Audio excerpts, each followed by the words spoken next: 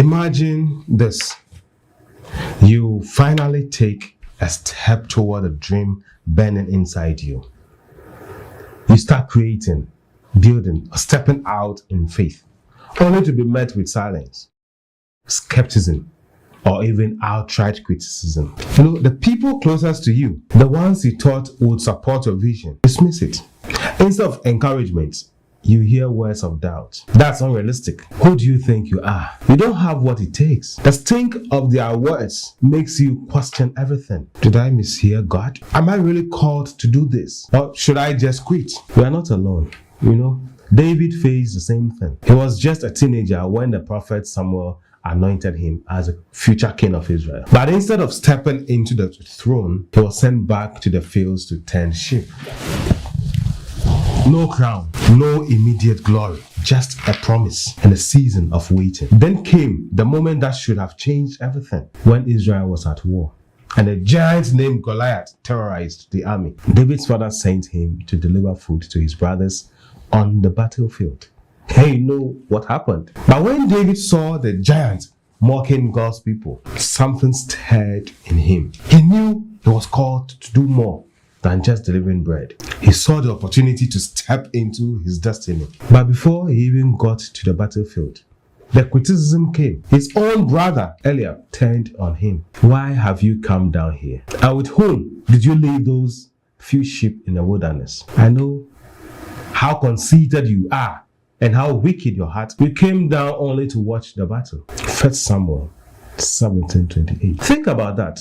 David's own family questioned his motive. His own brother dismissed him, mocked his position, and belittled his calling. Sound familiar? Maybe the voices in your life aren't coming from an older brother, but from friends, co-workers, or even your own inner doubt whispering, you are just a small creator. You are not talented enough. You are wasting your time. But here's what makes David different. He didn't let criticism define him.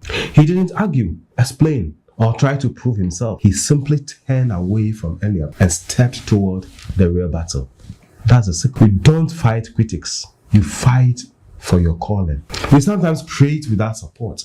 One of the hardest things about being a content creator is realizing that the people closest to you might not see what God has placed inside you. You post your first videos, write your first blogs, or launch your brand, and instead of encouragement, you get indifferent. No one shares. No shares, no likes. No message saying, wow, this is great. It's heartbreaking because you expected more support. But look at David. He didn't need his brother's approval to defeat Goliath. And you don't need everyone's approval to do what God has called you to do. That's the most important thing. Most people won't see the value of what you are building until it starts bearing visible fruits. That's the truth. That's why faithfulness in small beginnings is so crucial. God sees your quiet obedience in creating content that no one acknowledges yet.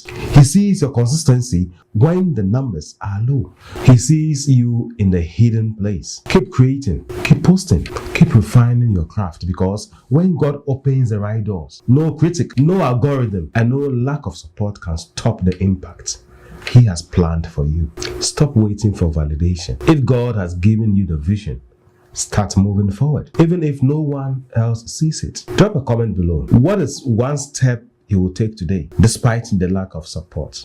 Never fully step into their calling because they are afraid of what others will say. They fear judgment. The fear of judgment is so real. What if people criticize my work? What if they mock me? Or what if I fail publicly? But here's the truth. Every great leader, creator, and visionary in history has faced criticism. Even Jesus himself was rejected by the very people he came to save. David teaches us a powerful lesson. The battle isn't with the critics. If David had wasted his time arguing with Eliab, he never would have fought Goliath. You know that. The enemy uses distraction to keep you from your destiny. The moment you stop creating, stop building, or stop stepping forward because of what people might say, the enemy wins. That's the truth. Every piece of content you hesitate to post because of fear is one less person impacted.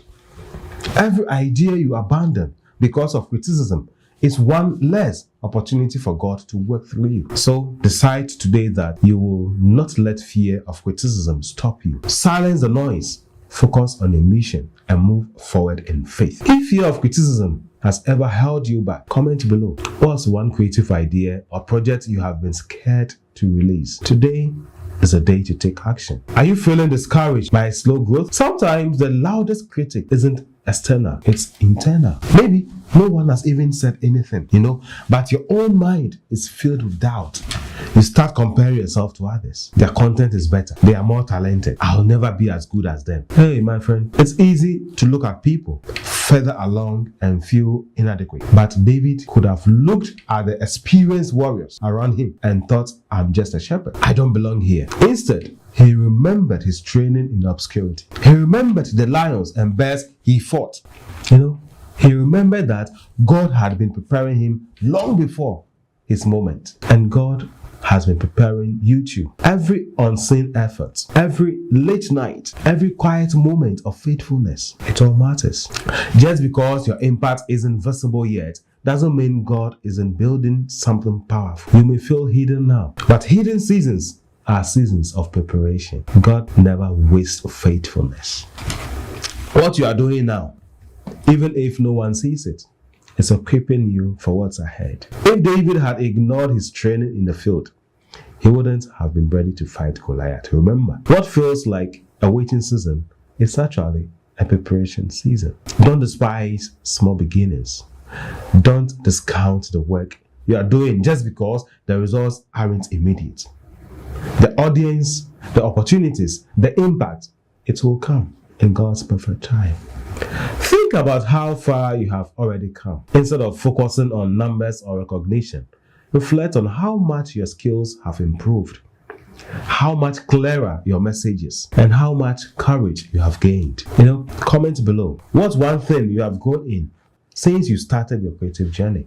Keep creating, keep trusting, keep building. David didn't wait for permission. He didn't wait for approval. He didn't let criticism stop him. He stepped forward in faith. And because of that, he took down a giant, changed a nation, and stepped into his calling. Your calling might not look like David's, but God has placed something inside of you that the world needs. Not everyone will understand it. Not everyone will support it. Not everyone will believe in it. But you know what? If God called you to it, no one can take it away. So step forward, create, speak, build, write, lead, even if you feel small, even if others doubt you.